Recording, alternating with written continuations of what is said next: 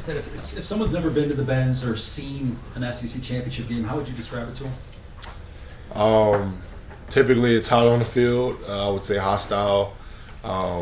There's usually a split, but I think some of the momentum sways depending upon some of the things that happen throughout the game. So you get a bit of home and away there.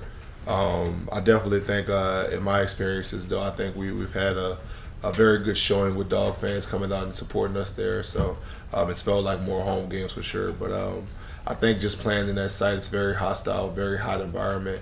So you got to find some time to cool yourself off a little bit. Sedrick, you guys have played Alabama a few times over the years. Just what do you know you're getting into as an offensive lineman when you're going to go line up against Alabama? It's going to be a trench war. Absolutely. It's going to be a trench war. It's going to be a hard-fought, physical game. You'll win some battles, you'll lose some battles, but I think the biggest thing is just making sure you continue to fight. Yeah, Sedrick, when you think back to fall camp getting ready for the UT Mark game, has anything surprised you about how Carson has handled this season over the past 3 4 months? No, sir. I don't think it has. I think Carson has done a tremendous job of just having a process, throughout this season, week by week, getting better. And I think that's the biggest thing that allows him, besides God, that allows him to, carry himself in the manner that he does, is just his preparation throughout the week. Have you guys viewed this game, set to your left, as a kind of start of the playoffs? No, I don't think so. Ultimately, we got to focus on this week, and I think it would be a great honor to be able to represent our conference as the championship winners. So ultimately, right now, we're just focused on trying to be the best we can to try and bring home the SEC championship. Yes, sir. Is there a level of familiarity with Alabama, having seen them so many times over the years you've been here, and even though they're not a divisional opponent, and how have you seen them maybe progress, and particularly Jalen Milroe at the point? Well, you're an offensive player, I don't know why I ask you that. Defensively, how have you seen them progress over the years? My bad. Yeah, no, you're good. I mean, definitely we pay attention on both sides of the ball for sure. So, I mean, just to answer that, I think, just to answer your question, I think he's gotten more comfortable in the system just from watching from the outside. Obviously, I don't know him personally or what they do personally, but just from being a spectator, it looks like he's more comfortable in the system, trusting his guys more. And just from the beginning of the season to now, he's playing really, really fluid. But just as far as the familiarity, with Alabama, I think it'll be a little different just for the simple fact they have a different coordinator. But as far as some of the players, I think that's very similar. Very similar guys to guys we have, having played against some of their guys that are there already, Tresman, Tim Smith, some of those guys. So I think there's a level of familiarity. I don't know why that word is so hard to say. I think it's some there just as far as the personnel, but I think some of the scheme may be slightly different. Kirby said, I think it was 2 or 3 weeks ago, he said there's physical exhaustion and there's mental exhaustion. And yet when I see you come in here and I watch you guys take the field, you guys have maintained a really healthy mindset and strong outings. How do you do that? I mean, when we look at what you all have been through, 29 straight wins or 12-0 or every opponent's best game, how do you reset as a team leader? Is it something you say? Is it just something you get conditioned to in this program? I definitely think you get conditioned to it for sure. You kind of get used to just going. And I think that's the biggest thing is just the repetition of it. I think that throughout the course of a season, of course, we're human. Guys get tired and things like that. But I think that's why it's so important to have that connection with your brother, to have guys that can check you and be like, hey, Sid, today you don't have it. Like, I need you to step it up some. Because that happens, leader, no matter what it is. I know, even coaches, they may not want to say it, but they have days like that as well. So I think it's just having a system of checks and balances to kind of have everybody be able to respectfully be able to, correct each other. Alabama's got guys all over their defense, just like Georgia's, but just specifically Dallas Turner. Just what do you think of him, and how do you block a guy like that, just as a unit? Yeah, I think he's a great pass rusher. I want to say we played against him. I want to say he was a freshman the last time we played him. Yeah. But he was really good then. He was really, really explosive, great athlete, very, very twitchy guy. So I would just say going into the game, as far as just the mindset type of thing, is just accepting the challenge, understanding that He's another great edge that they have, much like Will Anderson, which they had. I remember we played them then, and he was a great edge. So it's just understanding that they have guys like him that are game changers and can absolutely wreck games if you allow them to. But it's just accepting the challenge and understanding that God is giving you some ability as well. So just trust yourself. Curious to get your thoughts on sort of maybe the maturation of Kendall Miltons' run game this year, and the line as well. You guys have had to switch out a lot of pieces all year. I think y'all had a whole group together, maybe one game, and then Tate goes out. So just the run game and kind of how that's matured as your season's gone on.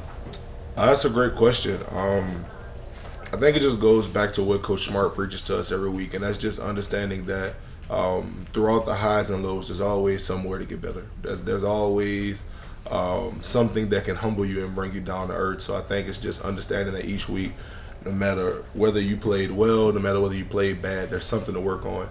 And you have to be mature enough to understand that coming in on a Monday, watching the film, breaking things down, getting it to your next opponent, you have to understand what you did not do well in the previous game to try and fix that throughout the week of practice, to go into the next week and try to be the best version of yourself.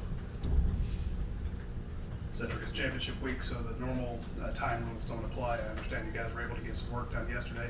What was different yesterday versus your normal Sunday routine? That's a great question. I think probably the biggest thing I would just say just guys' level of focus, their intention on what they were doing. I think usually after a game, of course, I think human nature, you may be tired, sore, whatever it may be, but I think yesterday, I think there was a level of maturity by some of the younger guys and understanding that this is a pretty big game. It's for the SEC, the honor of representing this great conference. So I think there was a level of intention behind some of the guys' actions. What'd you guys do? I'm not even sure if I can really answer that. Sedrick, how do you feel like you guys played against Georgia Tech on the offensive line, not having Tate out there? We didn't play perfect. We got the job done, but I don't think we played perfect by any stretch of imagination, excuse me. I definitely think we did some good things, though. I think Mims had a big block down the field, got us hyped up. I think Michael Morris played a really exceptional game, Dylan Fairchild. Ernest Green is really coming on strong as the season goes along. I think he's going to be an amazing player throughout the course of his career. So I would just say I think guys had some really good splash plays, but ultimately I think we can go back to work and, kind of hone in on some of the things we maybe didn't do perfect.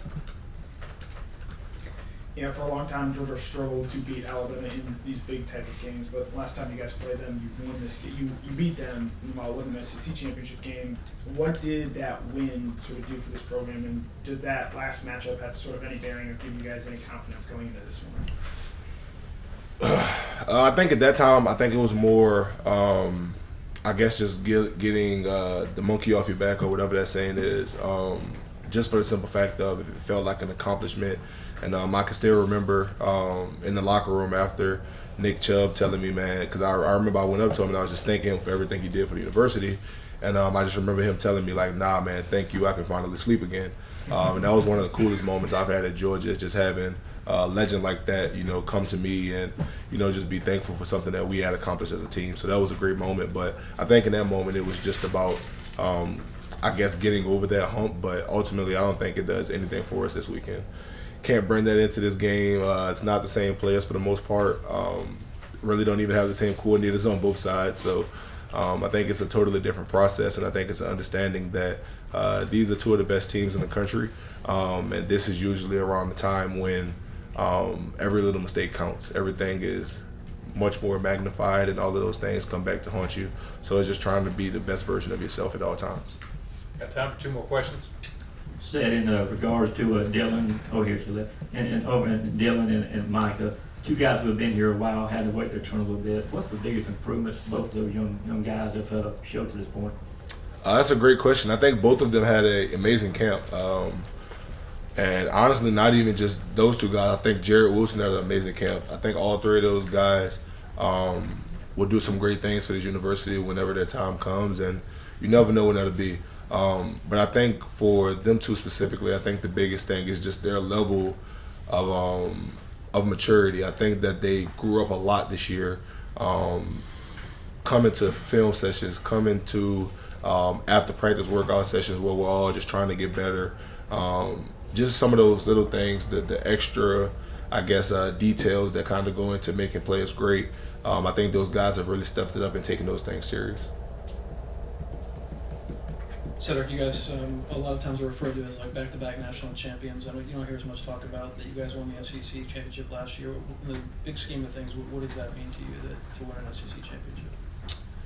It's really important. I think Coach Smart says it all the time. You know, he probably has as many SEC championships as he does national championships. So that just means that it's really hard to win, which is very true. I've been a part of losing one. I've been a part of winning one. And I know both feelings. And I also know where things kind of took a turn for good and for bad during those games. And God willing, hopefully I can kind of relate that message to the team this week. But ultimately, it's very important. I think it's an extreme honor to be able to go out there and represent this conference as the champion. And it's not something that we take lightly at all. It's something that we deeply want, something that we would like to be able to provide for the state of Georgia, and something that we take seriously. Thank you, Sedrick. Thanks, Thank you. Sedrick. God bless y'all.